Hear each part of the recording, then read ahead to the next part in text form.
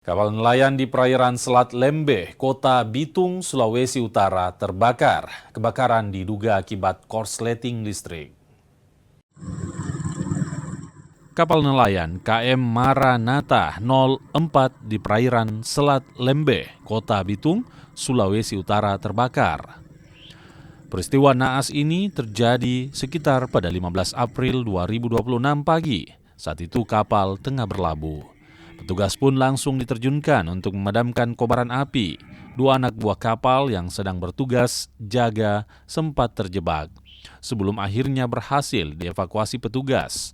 Api diduga berasal dari korsleting listrik pada bagian kamar mesin. Dari piket dermaga kami melaporkan dan segera meluncur ke lokasi kapal nelayan yang kebakar. Itu didapati kapal nelayan atas dengan lambung kapal Maranatha 04.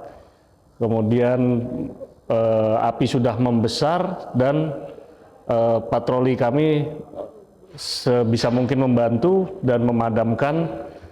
Setelah padam diketahui itu korsleting dari bagian genset kapal.